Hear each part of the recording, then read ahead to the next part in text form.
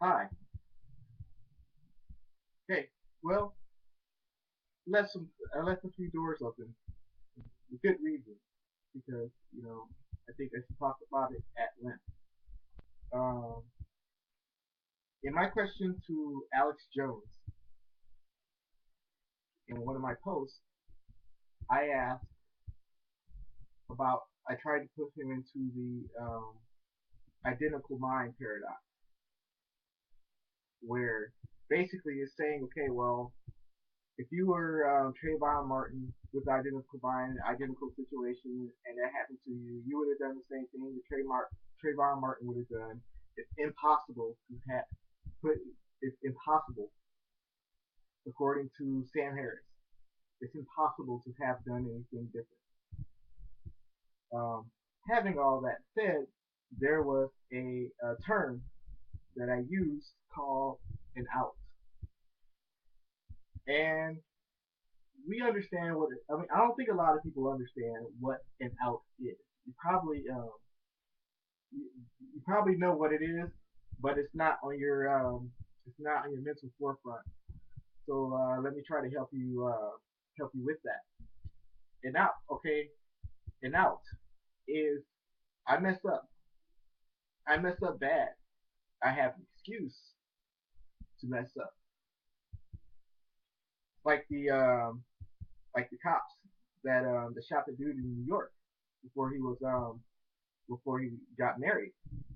I had an out. I heard shots fired.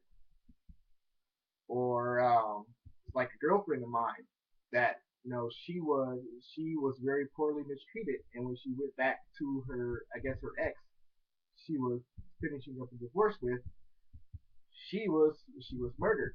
But guess what? They had an out. She smoked marijuana. That's an out for me to behave like something other than human. So, which kind of like the defense, Marco Mero is great. He's a great lawyer. Hope he be my lawyer one day if something were to happen where I would need a lawyer. Marco Mero, he wasn't. But he played a cop out, and that cop out was an out. And what was the out? The out was he had marijuana in his bag. Oh, he may have been high.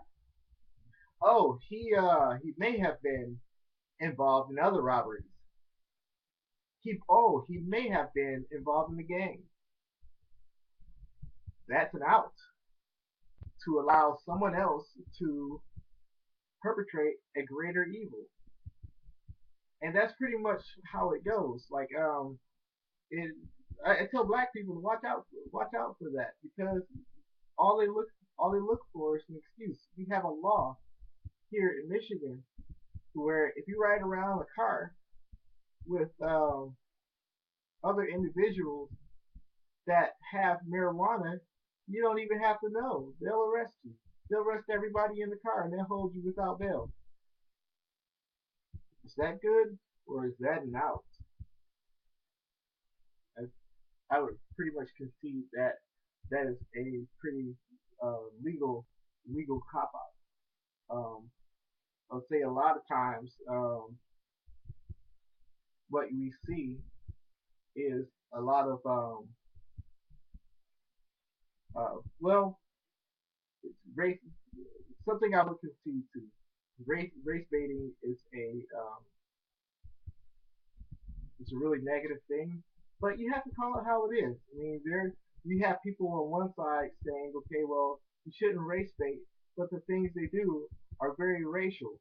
They're very racial, and they would say it as if you should ignore it. I mean, you should pay attention to it. You should blow the whistle, but you should never ignore it because they're the ones fighting for equality. You cannot ignore a racial issue and have it disappear. It doesn't work that way. The elephant in the room must be shot dead if you can, depending on the amount of ammo you have. Another thing, Well, see if I can pull this up. Might take me a few seconds.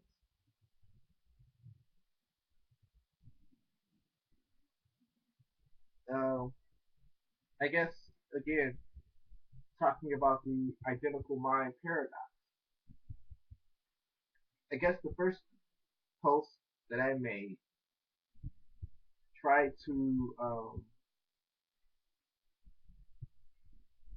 dig deep in explaining the popular misconceptions of black people.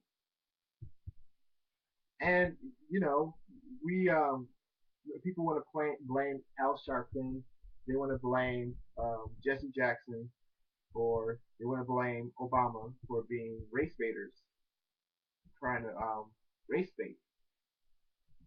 In all actuality, is it not?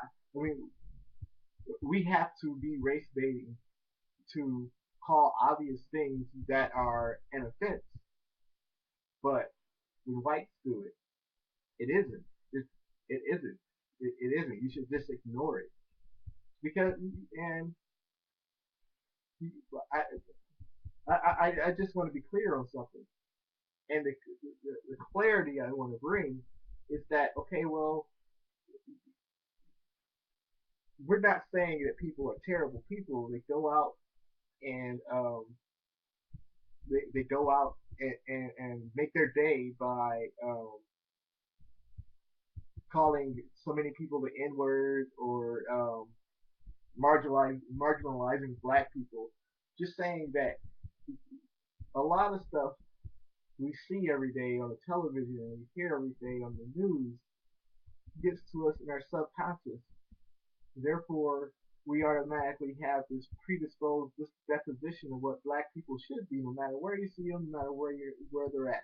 And if they're in trouble, they're more likely like this because everything is fair. That is the cognitive separation between the two cultures. I don't want to say race because there's subcultures. There's a cognitive separation between the white elite, actually the elites period, and the counterparts who are their same races on the other side of the fence who are poor. I had a question asked, okay, well, why are the statistics um, stacked on the black people? And this is a proven fact. If you can prove me, after I say this, if somebody can prove me wrong in this estimation, then I would welcome them to post them on my comments and on my Facebook and tell me how have been mistaken, and I will correct it. But if you paid attention to the end of slavery, when the when the corporations, after not knowing what to do with the ex-slave population that was going to be thrusted into the American economy, the the first people to come up with the solution were the eugenicists,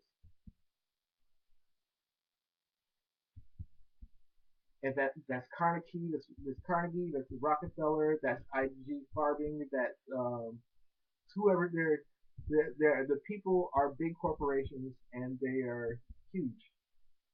They're huge. Corporate plant Margaret Sanger's Planned Parenthood, huge corporations pouring huge amounts of money into the extermination of ex-slaves, all in the name of what do you call it, philanthropy. Think I'm crazy, all right? Well, you decide for that. I will not do your home. I will not do your homework.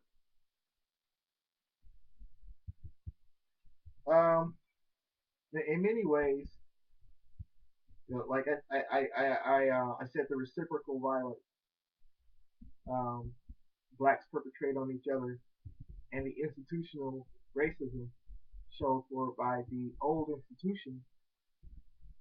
It's just that a lot of it's so normal that that it becomes okay for people who are um, distant from the actual I guess actual activity, and you're so used to how everything goes, you think it should just be that way. And that's the separate. I mean, the blacks understand it more because the blacks see more of it. But I think it's a lot of the middle class, not the upper not the upper class. The upper class understands um, dichotomy and society structure and how social engineering actually works. It's just the middle class white folks that need to have a little bit more education on just exactly what happened. There's a lot that do have the education. I told a friend of mine, what disappointed me about Bill Gates is that he earned his money from he was an average guy one day, and then after that he became something else. A vaccine wanted to do his philanthropy by giving vaccines to needy third world countries. Okay, well, I think that's enough for right now.